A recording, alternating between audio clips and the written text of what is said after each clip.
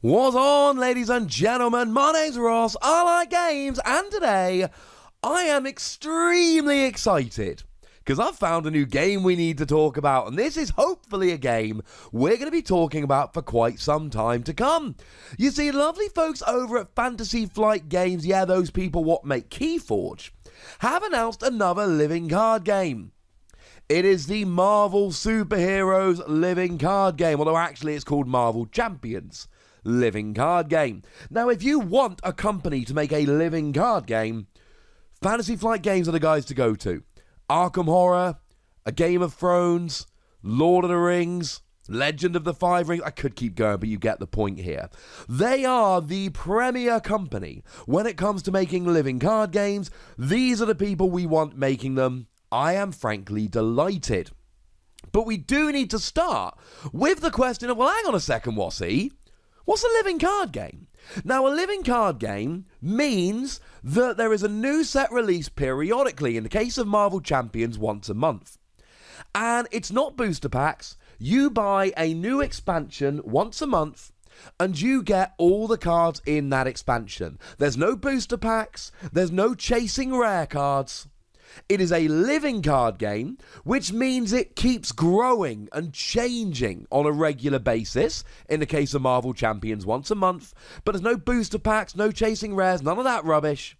Every month you buy the deck or expansion of the month, and that's it.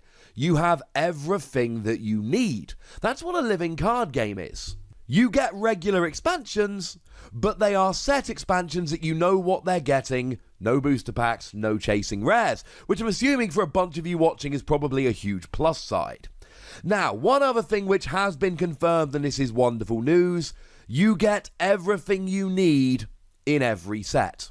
If you buy the core box of the Marvel Champions living card game, you get a playset of every card. Now, you might think this is a given. It's not been in the past. When I was looking into getting into Legend of the Five Rings, I was told, Wossy, just buy a couple of the core boxes and you'll be fine. I was, what do you mean a couple of the core boxes? They're like, yeah, you don't get playsets of everything in a core box. You'll need to go and buy a couple. That's not the case here. It has been officially confirmed. Every expansion, including the core box, gives you a playset of everything, which means you buy one of every box, you have a playset of every single card. Now, the other thing to note here is that this is a completely cooperative game. It's not competitive, it's 1 to 4 players, and you sit there playing as a group, trying to get yourselves to victory. That, ladies and gentlemen, is wonderful. And because it's a cooperative card game, I'm not saying you should, but I'm saying the option is there that you can just play it by yourself. You can get 2 or 3 of the heroes and just control all of them yourself, because there's no reason why you wouldn't be able to. That's pretty gosh darned awesome.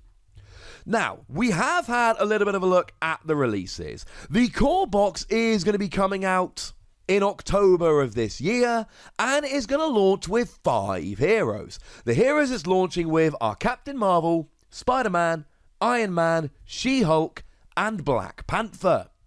But maybe you want some more heroes. Well, if we have a look at the release schedule, you will see that in December we're getting a Captain America pack, and in January we are getting a Miss Marvel pack. In November, we're getting another villain deck with the Green Goblin, and in February, we are getting another villain deck with the Wrecking Crew. Now, it all depends on sales and how popular the game is, etc., but if you're at all familiar with Marvel Comics, you know that there are many, many, many different decks and ways they can go with this. And we know that the bad guys in the first set include ones like Rhino and Claw, which is kind of cool. But the whole point of a living card game is it keeps going. You can buy the core box and you will have a complete game that you can sit and play, and you never need any expansions. You can just play it as is.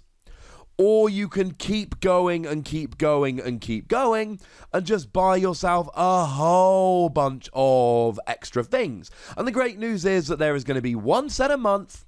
You're looking at a big expansion roughly every 6 months, they've said, although this is all subject to change. Though I think it is telling that they've basically shown us the first 5 months. We expect month 6 to bring us another core set, or month 7, depending how they do it. So that makes kind of sense that they haven't shown us quite that far. But either way, you can buy as many or as few of these as you like. You do not need to be a completionist. You can if you wish, but there's no requirement that you are. If you want to play every scenario, you need every deck, but you can easily just skip some and keep rolling as is. Although the nature of a living card game is, it is a deck building game, and if you do skip some expansions, you may well miss some cards that you want to play in your deck. Again, we've not been given a huge amount of information, but there's nothing to stop them chucking in some Spider-Man cards later down the line in future expansions. But we'll know in advance, so you can get them as you like.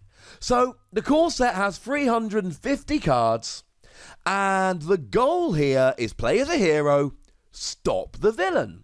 And every villain has their own encounter deck, and they work like they should. So with the Rhino deck, he might be mixing in with Shocker, which for fans of the Spider-Man comic, you'll know that works.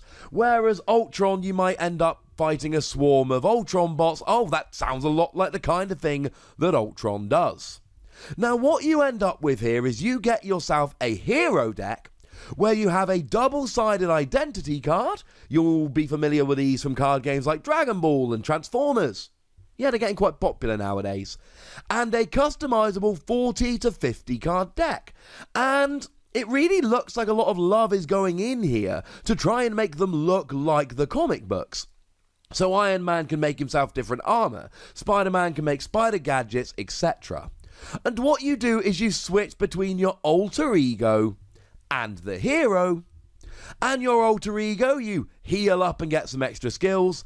As the hero, you attack the villain. No, obviously you're not attacking the villain as your alter ego. That would be stupid. Don't do that. So we could take a look at Iron Man, for instance. Tony Stark's sitting there with free recovery, and it's got the skill Futurist. You get to look at the top 3 cards of your deck, put one in your hand and discard the others, once per round.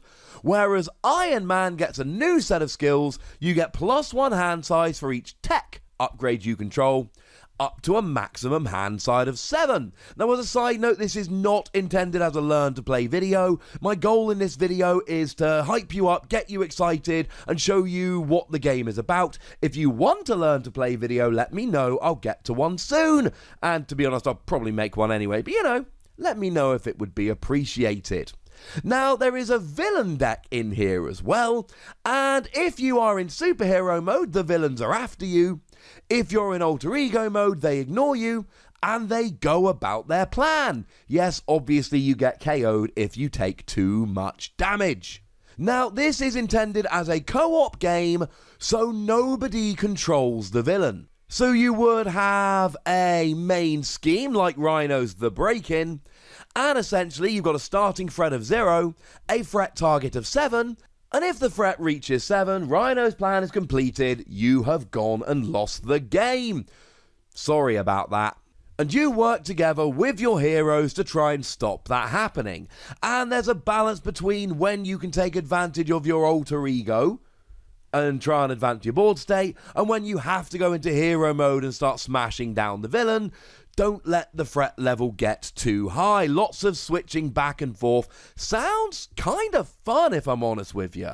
So to take a quick look at the hero cards a little closer, you can see that Captain Marvel has an attack value, a defense value, and a thwart value. Thwart is basically lowering the threat level, which is of course rather important, because if the threat level gets too high, you lose. You'll also notice that it has a unique hand size and hit points, so this is slightly unusual in that all players will not necessarily have the same hand size. Captain Marvel's sitting there with a hand size of 5. Iron Man's actually sitting there with a hand size of 1, but remember, the more tech upgrades you've got, the greater hand size you will be able to play with, so you can boost it up. Spider-Man has a hand size of 5, that's the other one we can see quite easily. Oh, and Black Panther has a hand size of 5. Certainly looks like 5 is the standard. Then when you are in your alter ego mode, so when we've got Carol Danvers, for instance, you've got basic recovery, i.e. when you flick to Carol Danvers, you go and heal 4. And you actually go up to a hand size of 6. You can have one more card in your hand. As a side note, you do refill your hand at the end of the turn. So if you are Carol Danvers at the end of the turn, you get to draw 1 extra card. And you get that extra skill there.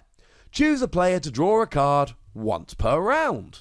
And then during your turn, you have the opportunity to play ally, event, upgrade and support cards, and in order to play them you have to play the cost in the top left hand corner by discarding cards from your hand using the resources in the bottom left hand corner.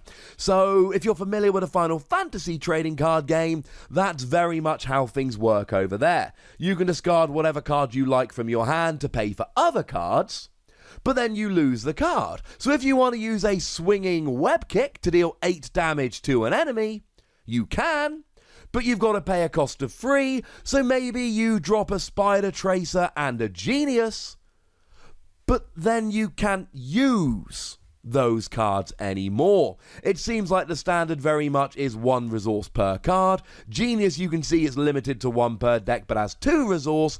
Probably not a coincidence that, oh, there's way more resource. It's limited to 1 per deck. So, for instance, we've got an event like Legal Practice for She-Hulk, which is a free card. You get to choose and discard up to 5 cards from your hand, removing 1 threat from a scheme for each card discarded this way. So you're basically wrecking your hand to bring the threat level right down. Or maybe you've got the upgrade Superhuman Strength, which costs 2, gives She-Hulk +2 attack, and after she attacks, you discard it and stun the attacked enemy. If we take a slightly closer look at villain cards, we could see Claw here, that's got a scheme value and an attack value. If you're in superhero mode, they attack you. If you're in alter ego mode, they keep scheming to raise the threat of the particular scheme that's going on at the moment. And like I said earlier, villains have their own decks. Now, no one actually controls a villain, it's a co-op game. There is a checklist that you follow to decide what the villain actually does. And their goal very much is to get enough threat tokens on in order to go ahead and win the game. Each villain does have a unique deck that you run through, so you get things like Hard to Keep Down, a Treachery card. When it's revealed, Rhino heals 4 damage, and if no damage was healed this way, the card gains Surge. What is really cool is that each hero has a unique obligation shuffled into the encounter deck at the start of the game that will come up, randomly, is the point of card games generally. So, like Black Panther has Affairs of State, an obligation card which is given to the T'Challa player. You may flip to alter ego form, and either you exhaust T'Challa, remove Affairs of State from the game, or you have to choose and discard a Black Panther upgrade that you control, and then discard the obligation. Clearly not very good for the T'Challa player there. As I've said, we can get a proper learn to play soon, but I wanted to just give you a quick intro to the game. It sounds like fun. Co-op games are good. You don't get the saltiness that you get with competitive games. And the fact that you can just buy every set and every set has a play set of every card is great. You do not need to buy every set. There's no silly obligation or anything like that. And it's a living card game based on Marvel. It launches in 2 months, and you've got the opportunity to jump on at the beginning. I've been waiting for FFG to launch a new living card game so that I can jump on at the beginning. The fact that they're launching a Marvel one, I legit could not be much more excited about this. And yes, I do intend to cover this game very thoroughly. You can expect a whole heap more videos about this game. If you're primarily interested in Keyforge, Transformers, the other games I cover on here, there's more than those 2, they're just the 2 main ones, fine, that's great. I'm not going to stop doing other games, but I certainly am going to go about covering this game very, very much. And just a quick side note, we are trying to build up the Facebook group that's just been started for this. I'll pop a link in the description if you'd be kind enough to go and join, so you can learn more about this and talk with us all. That would be lovely. But for now, ladies and gentlemen, I want to know what you think about this, so let me know in the comment section. Go nuts, be nice. And then make sure you like this video, subscribe to this channel, and follow me on Twitter @Wossy, where we talk about games like this. and whatever other games take our fancy. But by far the most important thing as always, look after yourselves till next time. Thank you very much for watching. My name's Ross and you've been watching Wossy Plays.